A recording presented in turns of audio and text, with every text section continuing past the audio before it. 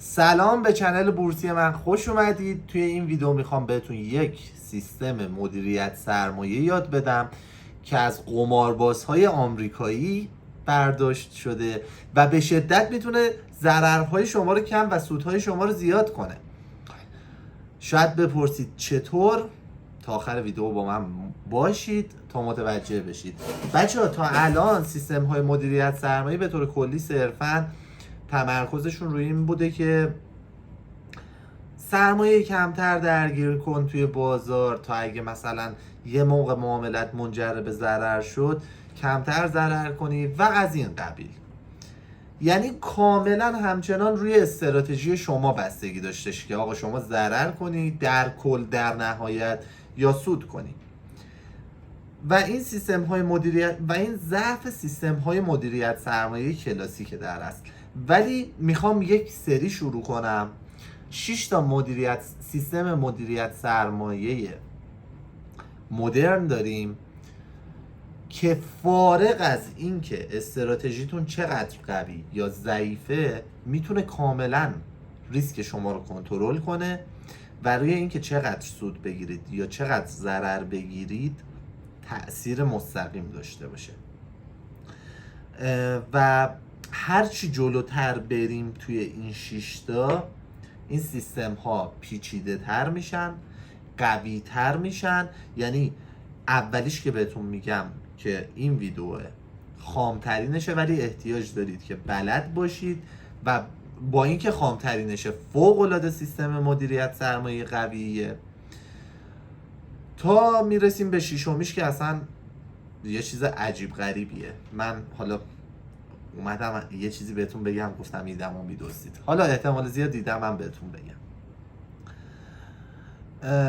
خلاصه مطلب میخوایم یه سیستم مدیریت سرمایه فوق العاده قوی یاد بگیریم. اینم که بهتون میگم جدای از استراتژیتون بهتون نشون میدم که آقا این سیستم ریسک شما رو کنترل میکنه و به شما توی گرفتن سودهای بیشتر و ضرر کردنهای کمتر کمک میکنه. کاملا بهتون نشون میدم منظور چیه. بریم دیگه حاشیه نریم ببینیم قضیه از چه قراره. آقا شما فرض کنید یک حساب دارید. این نکته رو بهتون بگم، 2 تا سیستم اولی که بهتون یاد میدم یعنی این ویدیو و ویدیوهای بعدی این سری برای هر سه بازار بورس، کریپتو و فارکس به کار میاد. از ویدیوی سوم این سری به بعد بیشتر تمرکز روی کریپتو و فارکس. همچنان توی بورس هم میشه استفاده کرد ولی به سختی. حالا فرض میکنیم آقا ما توی یه حسابی 100 میلیون تومان پول داریم. شرمنده که دست خطم بده دیگه، با موس دارم مینویسم. بهتون قول میدم برای ویدئوی بعدی قلم نوری میخرم که این مشکلم برطرف بشه. حالا به هر حال 100 میلیون تومان داریم، دارایی کلمونه. ما میایم روی این 100 میلیون یه عددی رو به اسم ریسک پایه در نظر میگیریم. ریسک پایه یک مفهومیه که بهتون توضیح میدم معنیش چیه. و این عددی که به عنوان ریسک پایه در نظر میگیریم هر عددی که دلمون میخواد میتونه باشه، ولی خب یه سری اصول داره انتخاب کردنش. اصولش هم بازم سلیقه‌ایه. میتونید هرچی کمتر انتخاب کنید خب ریسکتون کمتره، هرچی بیشتر اسمش دیگه روشه دیگه ریسک، هرچی بیشتر انتخاب کنید ریسکتون بیشتره. حالا ما فرض میگیریم که آقا ریسک پایه رو 1 میلیون تومان در نظر میگیریم. اوکی، این ریسک پایه. حالا ریسک پایه یعنی چی؟ ریسک پایه عددیه که من توی معامله‌ام به عنوان حد سود یا حد ضرر در نظر میگیرم. یعنی آقا معامله من فارغ از این که آقا حد سود من و حد ضرر من استراتژی من میگه کجا بخواد باشه، من اونو اصلا در نظر نمیگیرم. 1 میلیون تومان سود رسید معامله من، معامله که باز کردم به 1 میلیون تومان سود رسید، خارج میشم دیگه، کاری به هیچی ندارم. اگرم به 1 میلیون تومان ضرر رسید با 1 میلیون تومان ضرر خارج میشم، کاری به هیچی ندارم. همینجا یه پرانتز براتون باز کنم برای این که بهتون نشون بدم آقا این سیستم مدیریت سرمایه فارغ از یعنی برخلاف سیستم های کلاسیک فارغ از استراتژی میخواد به شما قوت بده، ما احتمال برد و باخت رو توی این آموزش 50-50 در نظر میگیریم. یعنی 50% احتمال بردته، 50% احتمال باختته. شیر یا خط انداختی معامله باز کردی، در صورتی که توی واقعیت اینجوری نیست. شما باید تحلیل انجام بدی، با تحلیل احتمال بردتو اقلا به 60 برسونی، احتمال باختت هم دیگه ماکسیموم 40 باشه دیگه. درست میگم؟ یا حداقل 55-45 باشه. هیچ وقت 50-50 نباید باشه، شیر یا خط نباید بندازی. ولی ما اصلا احتمال برد و باخت رو همون چیزی که اگه مثلا شانسی بخری و بفروشی در نظر میگیریم، یعنی 50-50. خب حالا شانسی معامله باز میکنی، اصلا فرض میگیریم نباید این کارو بکنی، یا داریم فرض میگیریم شانسی معامله باز میکنی، 1 میلیون سود کردی خارج میشی، 1 میلیون ضرر کردی خارج میشی. فرقش چیه؟ من اینو چرا دارم با این میکشم؟ اینو پاکش کنم. فرقش چیه؟ فرقش اینه که چرا این شکلی شد؟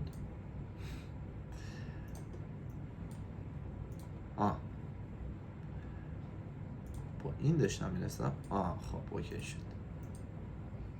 چرا اینجوری میکنه؟ آقا من شهروندم دیگه، این چیزا رو داره دیگه برنامه سنده. آقا فرض میگیریم که بذار من یه دونه فایل جدید باز کنم. Don't save. ببخشید من خیلی با پینت بلد نیستم کار کنم. آقا 100 میلیون تومن داشتیم، قرار شد سود بکنیم، به 1 میلیون رسید خارج بشیم، ضرر رسید 1 میلیون خارج بشیم. حالا فرقش چیه؟ فرقش اینه که اگر که ما 1 میلیون تومن رو ضرر کردیم، ریسک پایه رو برای معامله بعدی 2 برابر میکنیم. یعنی چی؟ یعنی توی معامله بعدی اگر که سود به 2 تومن رسید خارج میشیم، ضرر رسید به 2 تومن خارج میشیم. اینجا دوباره 2 حالت داره، 2 تومن سود یا 2 تومن ضرر، یا اگرم به سود رسید همون رو نگه میداریم، همون ریسک پایه رو نگه میداریم. پس شد آقا یه مرور میکنیم. 100 میلیون تومن سرمایه کلی مونه، 2 میلیون تومن ریسک پایه مونه، به این معنا که 1 میلیون تومن ریسک پایه مونه، به این معنا که توی معامله اول اگر که سود رسید به 1 میلیون تومن خارج میشیم و همون 1 میلیون تومن نگهش میداریم. اگه ضرر رسید به 1 میلیون تومن ریسک پایه رو 2 برابر میکنیم برای معامله بعدی و حالا دوباره 2 حالت داره، یا 2 میلیون تومن سود میکنیم یا 2 میلیون تومن ضرر. که اگر که حالا اینجاش مهمه، اگر که معامله بعدی منجر به ضرر شد، دوباره ریسک پایه ضرب در 2 میشه. یعنی ریسک پایه بعدیمون 4 میلیون تومنه که حالا یا منجر به سود میشه یا منجر به ضرر. ولی اگه منجر به سود شد، ریسک پایه ریست میشه به عدد 1 میلیون تومن، همون 1 میلیونی که اول در نظر گرفته بودیم. خب حالا چه اتفاقی باید بیفته که شما توی این سیستم مدیریت سرمایه بیچاره بشی؟ باید پشت سر هم ضرر کنی. دلیلش هم بهت میگم. حالا چند بار باید پشت سر هم ضرر کنی که دیگه نتونی از سیستم مدیریت سرمایه استفاده کنی؟ فرض کن معامله اولت منجر به ضرر بشه. میگم باید پشت سر هم ضرر کنی. بهت هم میگم چرا. معامله اول 1 میلیون ضرر کردی، ریسک 2 برابر شد، دوباره 2 میلیون ضرر کردی، دوباره 2 برابر شد، 4 میلیون دیگه ضرر کردی، دوباره 2 برابر شد، دوباره 2 برابر شد 8 میلیون، دوباره اون 8 میلیون هم ضرر کردی، دوباره 2 برابر شد 16 میلیون، دوباره اونم ضرر کردی شد 32 میلیون. این 32 میلیون هم ضرر کنی دیگه نمیتونی از سیستم مدیریت سرمایه استفاده کنی. چرا؟ چون جمع کن 1 میلیون و 2 میلیون و 8 میلیون 10 میلیون 15 میلیون 25 31 میلیون، ببخشید دارم، آره دیگه 31 میلیون و 63 میلیون. تو برای اینکه معامله بعدیت رو با همین مدیریت یعنی تو الان 63 میلیون ضرر کردی، چقدر باقی مونده تو حسابت؟ 7 میلیون. 37 میلیون باقی موندته.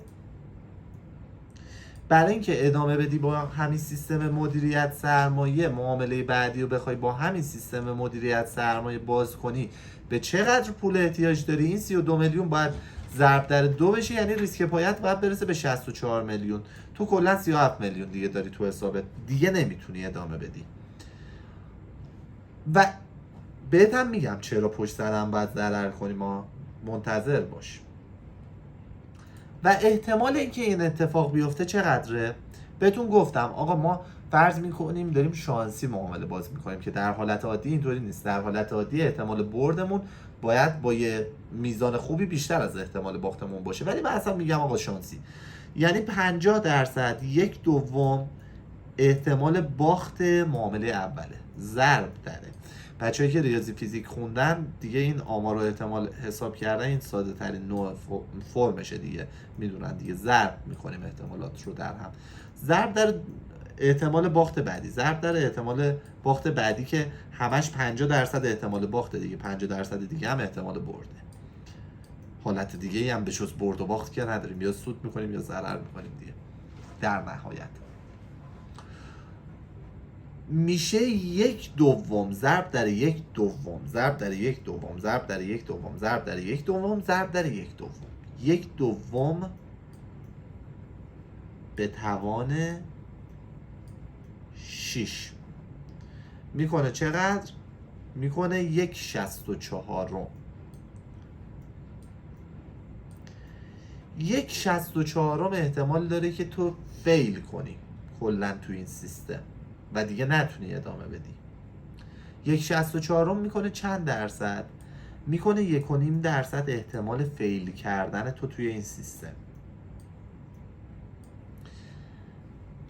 ولی حالا یادت بهت گفتم، بهت میگم چرا باید پشت سر هم ضرر کنیم، دلیلش اینه. ولی اگر که ما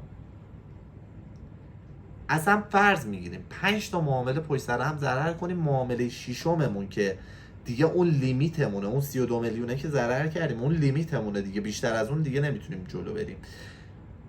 فرض میکنیم اصلا پشت سر هم 5 تا ضرر کردیم که خودش احتمالش میشه 3%. معامله ششم بالاخره خدا رسوند، معامله ششم منجر به سود شد بالاخره. چه اتفاقی میفته؟ ما 1 میلیون ضرر کردیم، با 2 میلیون بعدی میشه 3 میلیون، با 4 میلیون بعدی میشه 7 میلیون، با 8 میلیون بعدی میشه 15 میلیون و با 16 میلیون بعدی میشه 31 میلیون.